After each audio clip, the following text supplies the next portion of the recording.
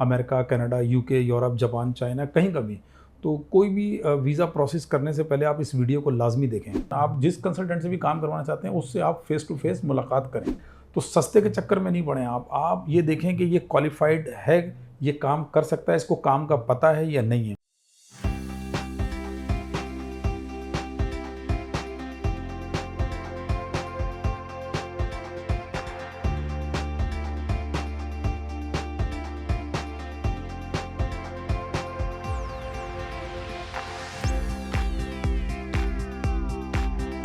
ऐसे मुंह उठा के वीज़ा अप्लाई करना, आपकी प्रोफाइल ख़राब, फिर पैसा भी ज़ाया होता है, ज़ाहिर है वीज़ा फ़ीस वगैरह तमाम चीज़ें नॉन रिफंडेबल होती हैं, फिर इंसान डिसहार्ड भी होता है, तो उसको नेक्स्ट टाइम उसकी हिम्मत नहीं पड़ती उसको अप्लाई करने की, ठीक है ना।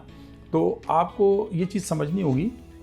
पहली चीज़ तो ये है कि आप इस अपने अब मैं आपको बताता हूँ कि हम अपनी कंपनी के बारे में, अपने बारे में आपको बताता हूँ कि हमारे पास जो भी कस्टमर्स आते हैं, जो हमसे रब्ता करते हैं, हम उनको बुलाते हैं, हम कहते हैं आप ऑफिस विजिट करें। टेलीफोन पे सारी बातें नहीं होंगी, टेलीफोन पे बेसिक चीज़ें उनको प्रोवाइड की जाती हैं, इन्फॉर्मेशन दी जाती है और ऑफिस का एड्रेस गाइड किया जाता है कि आप ऑफिस आके मिलें। जब वो हमारे पास आके मिलते हैं, डॉक्यूमेंट्स के साथ आते हैं, तो हम उनका क्राइटेरिया चेक करते हैं कि उनका एलिजिबिलिटी क्राइटेरिया है या नहीं। अगर वो एलिजिबिलिटी क्राइटेरिया में नहीं आते तो हम उनको मना कर देते हैं, हम उनका वीज़ा प्रोसेस नहीं करते। यही वजह है अल्हम्दुलिल्लाह कि हमारा 99% सक्सेस है और 100% ऑनेस्टी जो हम अपने स्लोगन में लिखते हैं कि 99% सक्सेस और 100% ऑनेस्टी, वो इसीलिए लिखते हैं कि पूरी ऑनेस्टी के साथ काम करते हैं।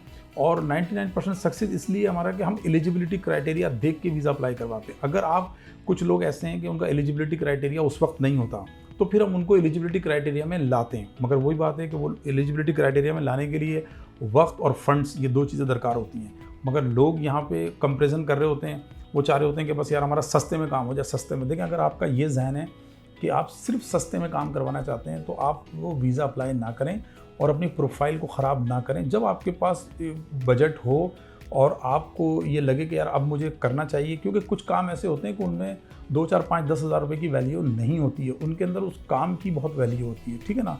मैं उम्मीद करता हूँ कि आप इस चीज़ को समझ रहे होंगे।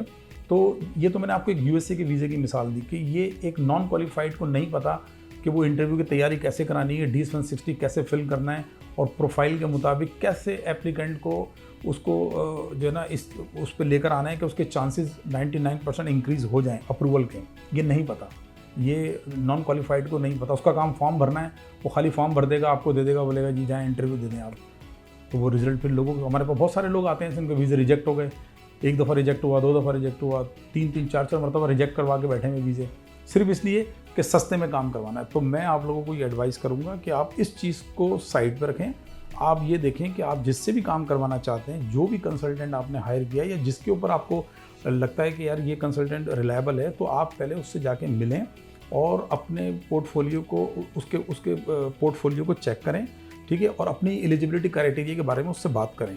और जब भी काम करवाएं, जब आप काम आपका हो तो आप उस सारी चीज़ों को खुद भी जो है वो चेक करें। फॉर्म को आप देखें, वो क्या चीज़ आपका क्या ग्राउंड के ऊपर आपका वो ग्राउंड्स पे वीज़ा लेना चाह रहे हैं, उन चीज़ों को अंडरस्टैंड करें, उससे डिस्कस करें आप, तो आपको खुद ही अंदाज़ा हो जाएगा कि यार इनको खुद को पता है या नहीं पता है। तो ये एक बुनियादी चीज़ है। हमारे पास बहुत सारे सवालात इस तरह के आते हैं, तो मैंने कहा मैं आपको अपडेट करता हूँ।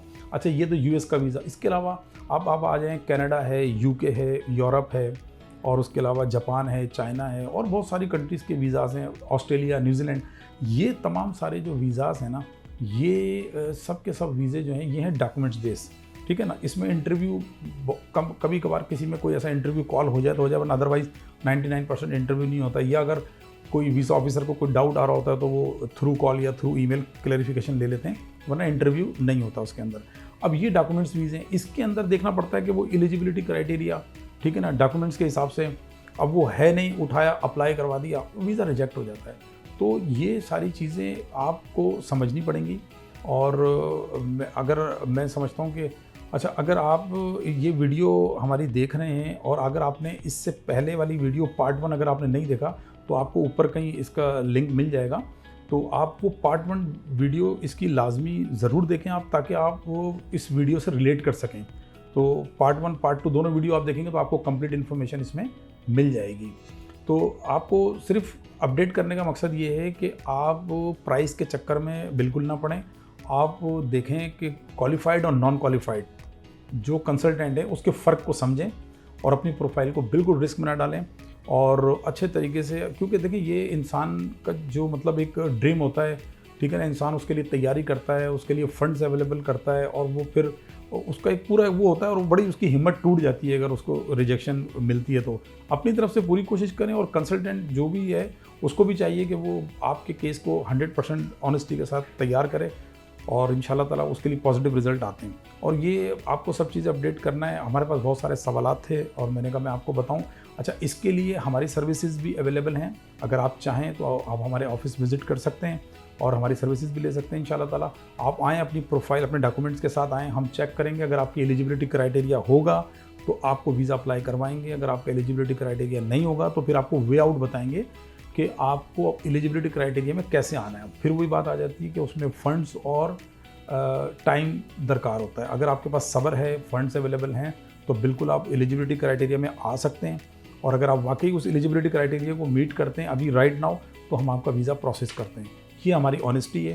तो ये आपको अपडेट करना था। आप जिससे दिल करता है आप काम करवाएं, कोई ऐसा इशू नहीं है। आप जो क्वालिफाइड कंसल्टेंट है, लेकिन इन चीज़ों का ख्याल रखें जो मैंने आपको बताया, तो इंशाल्लाह ताला आपको कामयाबी मिलेगी। और मैं उम्मीद करता हूँ कि इस वीडियो से आपने काफ़ी इन्फॉर्मेशन हासिल की होगी। और अब हम इजाज़त चाहते हैं इस दुआ के साथ कि अल्लाह ताला आपको और हमें अपने हिफ्ज़-ओ-मान में रखें। अस्सलाम वालेकुम।